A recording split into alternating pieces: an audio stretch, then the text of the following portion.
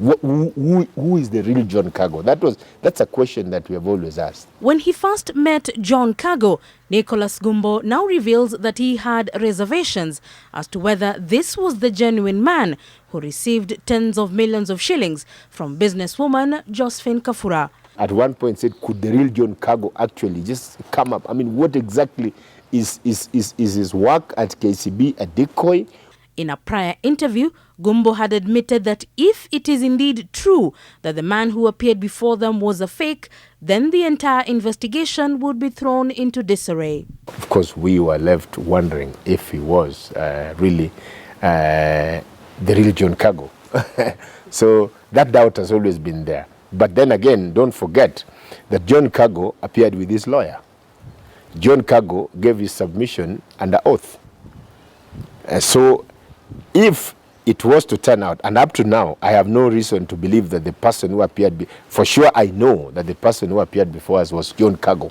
But of course, you know, there are many people who walk around with the name John Kago. The Ethics and Anti-Corruption Deputy CEO Michael Mubea had indicated that the individual who appeared and gave evidence probably was an imposter sent there to cover up by the real suspect. There is a much bigger person behind all this, and that is why it's one of these investigations that really you cannot say for sure that the information you are getting, because there are one of the things that you also see is some of the key witnesses. I'm not, for instance, sure that Anne Waiguru told us all that she wanted to say. She kept talking about us, Ben Gethi acting for high authorities. Who are these high authorities that she's not talking about? Gumbo has also expressed concern that investigating agencies have not prodded the CBK to dig deeper into more than 28 banks that had accounts from persons who benefited from the NYS.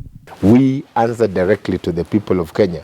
What would be so difficult in the EACC, for example, coming and to say that you are looking, in your report you have this many banks, but according to us, we have found that there are also other banks which were involved and we are investigating and the matter stops there. They didn't provide it. Are we supposed now, because they didn't provide it and because they're investigating and they're not telling us what they're investigating, are we supposed just to ignore that? The EACC had raised its reservations as to why there was duplication of roles in investigating a single matter. The loss of hundreds of million shillings from the National Youth Service is becoming a rapidly mutating animal, with every single day fresh and damning information props up.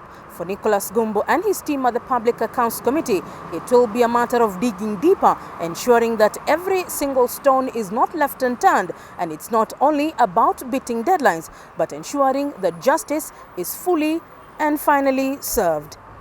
Leila Mohammed, NTV, Nairobi.